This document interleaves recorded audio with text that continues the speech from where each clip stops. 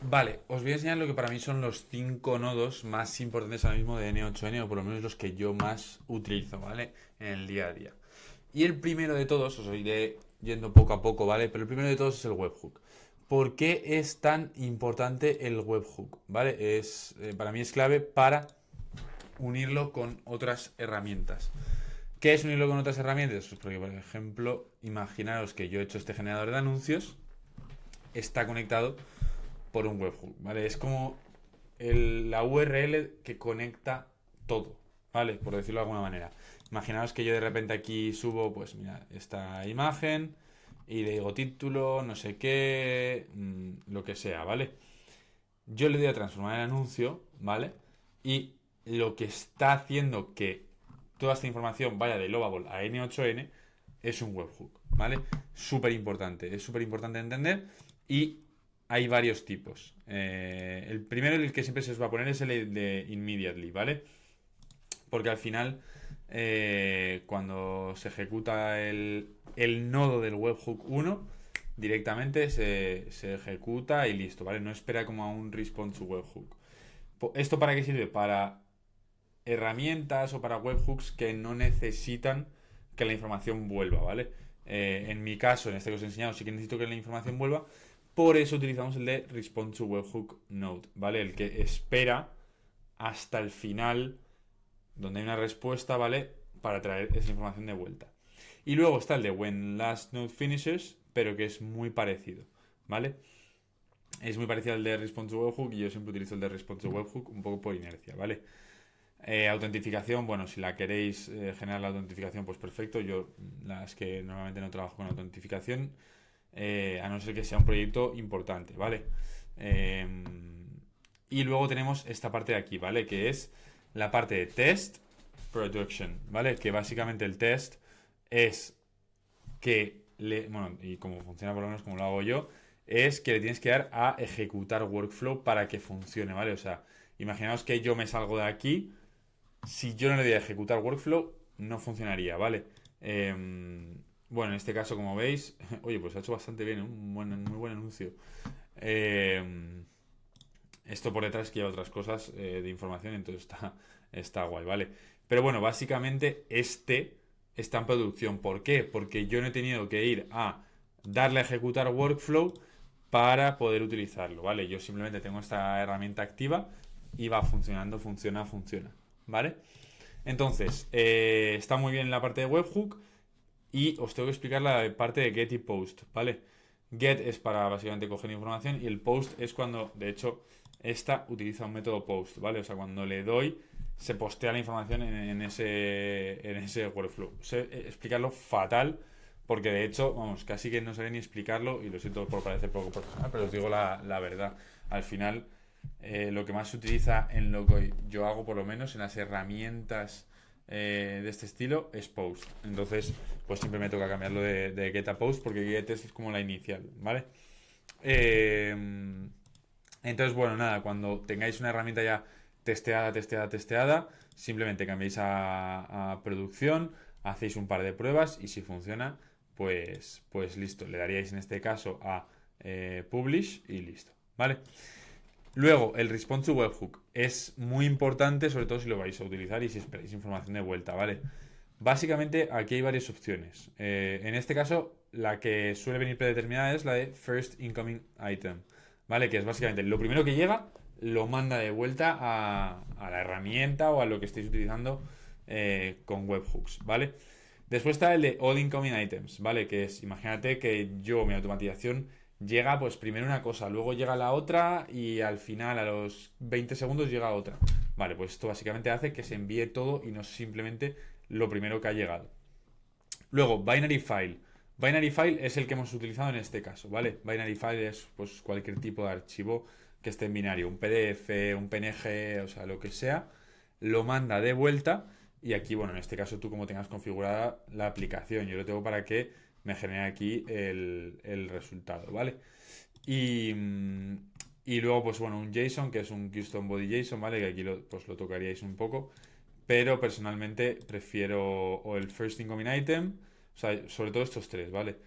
All Incoming Items, Binary File o First.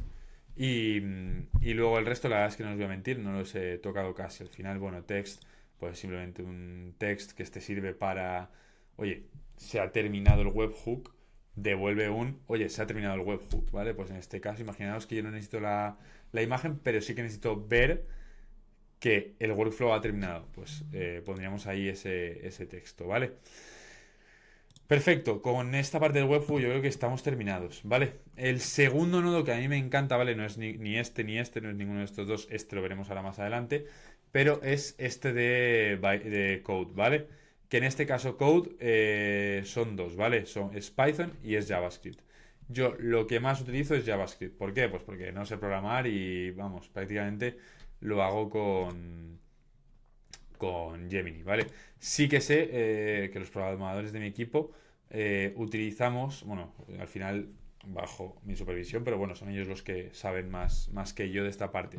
Utilizan Python sobre todo para nodos de LangChain que son mucho más largos. Imaginaos un scraper para, porque esto lo hemos hecho, para analizar a la competencia, ahí utilizamos LangChain. Y LangChain en local, solo en local, sí que se pueden hacer estos nodos de código para luego más tarde seguir, ¿vale? Entonces, bueno, eso son cosas como más complicadas, no nos vamos a meter hasta ahí. Pero para algo, imaginaros, muy básico que lo utilizo yo muchísimo, ¿vale?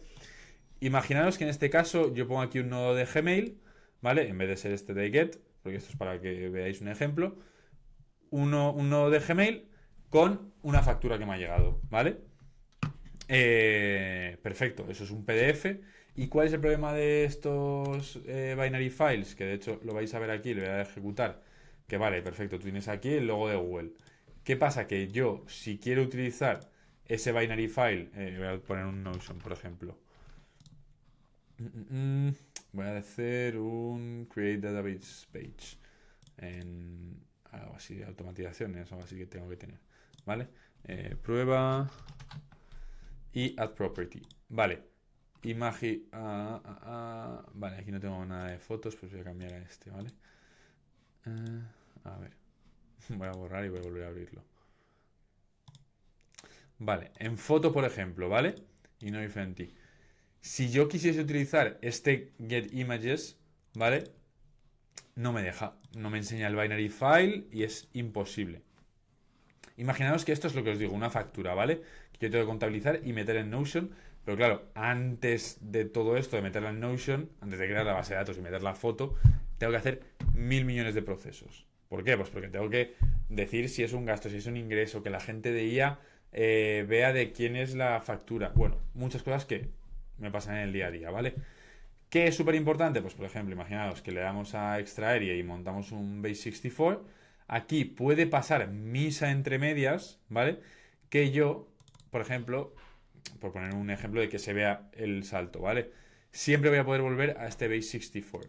¿Y qué pasa? Que con un nodo de código, por ejemplo, este base64 puede pasar a ser binary otra vez, ¿vale? ¿Veis que se ve mal? Tranquilos, o sea, se ve perfecto. De hecho, he hecho el ejemplo y se ve guay, ¿vale? Es un ejemplo muy tonto, pero que sirve mucho para entender los nodos de código, ¿vale? Hay cosas pues, que no están ahora mismo en N8N, pero que un nodo de código súper sencillo te lo soluciona, ¿vale? Os he puesto este ejemplo porque creo que es súper visible y es un caso de uso que mucha gente puede tener. El tercero que vamos al HTTP request, ¿vale? Que es algo, esto es un ejemplo muy tonto, que es de coger el logo de Google, ¿vale? Pero vamos a algo más complicadillo y vamos a verlo todo, ¿vale? Por ejemplo, lo primero es los métodos, ¿vale? Que como veis tenemos el get y el post, igual que teníamos en el webhook, ¿vale? También tenemos delete, head, options, patch, post y put. Si os soy sincero, yo los que he utilizado han sido delete, get, patch y post, ¿vale? Delete lo he utilizado en bases de datos vectoriales para eliminar cosas que había subido y que ya no me servían que estuviesen en la base de datos vectorial. Get es para coger básicamente, imaginaros, coger información, pues en este caso de esta URL, get, o imaginaros que mi página web, ¿vale? Y de hecho os voy a hacer el spam para que veáis mi página de ventas, ¿vale? Pues yo imaginaros que copio comando C y hago comando V, get me coge todo el HTML de la web, ¿vale? ¿Qué pasa? Que con post esto no pasa, por al final. Anda, pues sí pasa. ¿Vale? Pero bueno, y luego Patch lo he utilizado para los PDFs, ¿vale? Para generar PDFs. Es lo que más me ha servido Patch, de que directamente le mando aquí, pues igual este HTML, pero más un formato PDF y bonito, ¿vale? Pues es simplemente para crear el PDF. Es para lo que lo he utilizado yo, ¿vale? Pero vamos, sobre todo get y post son los que más vais a utilizar, pero con mucha diferencia, ¿vale? Desde mi punto de vista lo que se usa en el día a día. Trucos, ¿vale? Súper importantes para la parte de HTTP request. ¿Qué sirven? Al final es para conectar sobre todo APIs, ¿vale? Que no existen. Y voy a poner un ejemplo, ¿vale? Notion API Overview, que voy bastante a ella, más de lo que me gustaría. API Reference, Endpoints. Imaginaros que la parte de blogs, ¿vale? Que no existe, de hecho, creo, en N8N, ¿vale? Vamos a poner aquí Notion. Uy. Y nos metemos aquí, ¿vale? Append a blog o get many child blogs, ¿vale? Pues aquí están esas dos, append blog children bueno, no sé cuál era la otra, pero vamos, que había dos opciones y como veis aquí hay 5. File uploads, por ejemplo, los file uploads solo se pueden hacer con HTTP request, no se pueden hacer desde N8N con el nodo nativo, digo, de Notion, ¿vale? Pues por ejemplo, lo que os decía el caso este del binary file, yo no podría haber subido nunca el archivo a Notion. Primero tengo que create a file upload, ¿vale? Y luego con el link que me dé, ¿vale? Que va a ser este de aquí, ¿vale? Es lo que yo mando como link a N8N. Entonces, ¿cuál es el truco de todo esto, ¿vale? Que es súper importante. Esto de CURL, ¿vale? Es súper importante porque es la manera fácil de hacer un HTTP request. Imaginaos que yo de repente me tengo que poner aquí a escribir todo. Es un coñazo. No sé si es get o post, si es head, si es options. Vale, importar, le doy aquí comando V y directamente se importa, ¿vale? Como veis, súper sencillito, no tiene mucho lío. Le puedo dar incluso aquí a predefine, le doy a Notion y tengo aquí directamente mi API, ¿vale? Entonces ya podría incluso subir el documento y es bastante sencillo. Aún así, tendrías aquí una guía de un montón de cosas que se pueden hacer y de hecho si le preguntas a ChatGPT o a Gemini, te funcionaría, ¿vale? Como veis aquí tampoco hay muchas opciones de body parameters. No me voy a meter aquí porque es de verdad muy técnico y casi lo vais a sacar preguntando a Gemini, entonces no tiene mucho sentido, ¿vale? Pero bueno, en este caso tendría que decirle cuál es el MIME type. Bueno, es que depende, lo que os digo, depende de cada cosa, de cada nodo que necesitéis que no esté introducido en N8N, lo vais a necesitar. Entonces yo, por ejemplo, la parte de users también la he utilizado bastante. Y es que luego hay, de verdad, o sea, un montón de cosas, ¿vale? Que ahora mismo, pues muchas no están en N8N. Así que sobre todo es esto, ¿vale? Es para conexiones que no existen nativas dentro de N8N, poder crearlas. Es un poco el objetivo, ¿vale? Nos vamos a los agentes de IA, ¿vale? Que esto es súper importante y no es tan fácil de configurar, ¿vale? Os voy a enseñar varias cosillas que para mí son súper importantes. Y lo primero es entrar en el agente, ¿vale? Siempre que entréis en el agente... Uy, ¿cómo se ha creado este agente? Vale, dame un segundo, porque voy a borrarlo, porque no es el agente como os va a aparecer a vosotros. Entonces, quiero que lo veáis tal cual os aparece, ¿vale? A vosotros os va a aparecer siempre esto, ¿vale? Que es Connected Chat Trigger Node y ya está. Entonces, ¿qué pasa? Que esto solo sirve por si tienes este trigger de aquí, ¿vale? Entonces vas a decir, joder, es que no puedo configurar nada. ¿Por qué? Pues porque solo deja para esto, ¿vale? Para este chat trigger que solo sirve para dentro de N8N. Entonces, ¿tú qué tienes que hacer? Lo primero de todo, darle a define below, ¿vale? Aquí ya puedes poner las variables que quieras, puedes poner y trabajar como quieras. Yo siempre recomiendo aquí poner las variables. Imagínate, este agente de IA para mí es un generador de facturas. Vale, pues aquí ¿qué pondría? Nombre de la empresa, dos puntos y la variable, ¿vale? Y aquí pondría pues directamente la variable y pondría nombre, punto, empresa. O como fuese la variable, que normalmente en verdad lo que vais a hacer es arrastrar, ¿vale? Normalmente no vais a hacer esto así a mano, simplemente vais a arrastrar desde aquí y lo vais a colocar aquí. Aquí después, pues oye, venga, thief, y ya te pones a configurar como son las variables. Y luego hay una parte que es súper importante, que es el system message, ¿vale? Que aquí es darle las órdenes de cómo funciona. Aquí es el prompt como tal de, oye, tú te dedicas a hacer facturas, tú te dedicas a hacer ta, ¿vale? De hecho, venga, si queréis, vamos a pedírselo y le voy a decir, a ver, hazme un prompt para una gente que se va a dedicar a hacer facturas.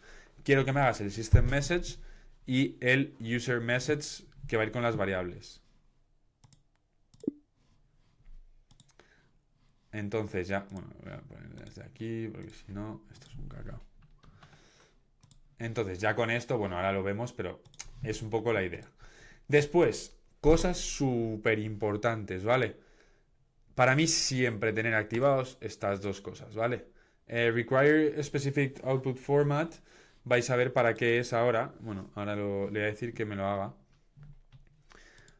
A ver. Aquí. Hazme siempre el mismo formato. Quiero que sea un JSON con toda la información. ¿Vale? Entonces, mira, de hecho ya me lo ha hecho. Esquema de JSON, o sea que mira, sin problema. Pues no hace falta ni que se lo hagamos, ¿vale?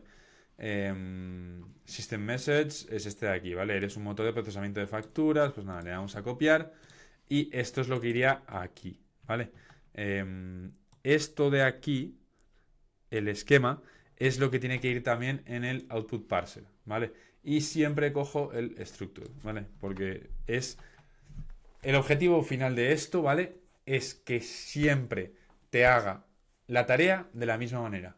O sea, que no varíe y de repente, pues, saque información que no es o que no te lo dé en texto al uso, porque si no, no vas a poder trabajar bien con ello, ¿vale? Súper, súper importante. Y luego, si son tareas que pueden ser un poco ambiguas, ¿vale? Siempre ponerlo el autofix, que ahora os enseño cómo se hace, pero vamos, que es bastante sencillito, ¿vale? Luego, la memoria. La memoria, sobre todo, es importante, ¿vale? Lo mismo aquí, define below. Y aquí yo lo utilizo sobre todo para agentes de chat. O cuando necesito que se acuerde de lo que ha hecho el agente anterior. Es una tontería, pero es súper, súper importante. Y luego aquí, básicamente, es la ventana de contexto que quieres que tenga. Pues si quieres que tenga 50 mensajes para atrás, perfecto. Esto es lo de menos. Lo que os digo, sobre todo es muy útil para agentes. Imagínate que de repente estás teniendo un agente que tiene una conversación de WhatsApp y no se acuerda del mensaje anterior que se ha mandado. Pues coño, no sirve de mucho, ¿vale? Después, aquí en Chat Model, ¿vale? Yo os voy a decir un truco, a mí, o sea, un truco, una herramienta que a mí me encanta, ¿vale? En este caso podéis utilizar un montón de cosas, ¿vale? O sea, aquí hay de todos, hay todos los modelos, Grok, OpenAI, Olama, Mistral, Google, DeepSeek, bueno, todos básicamente, los principales. ¿Qué utilizo yo? Porque no utilizo ninguno de esos, ¿vale? Utilizo uno que se llama OpenRouter. ¿Por qué? ¿Y qué es OpenRouter?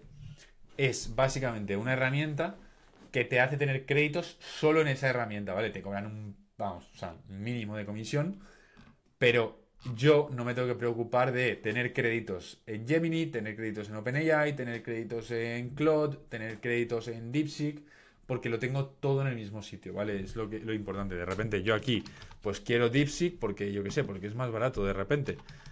Y tengo aquí todos los modelos de DeepSeek, ¿vale?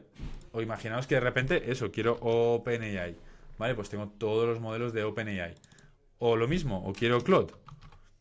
Perfecto, tengo todos los modelos de Claude. Entonces, para mí es súper útil esta parte. Y luego lo del fallback model, ¿vale? Rename, deactivate, duplicate, ¿vale? El fallback model, imaginaros que de repente Claude, que es mi agente principal para este agente, se cae, muere. De repente se les han petado los servidores y no funcionan.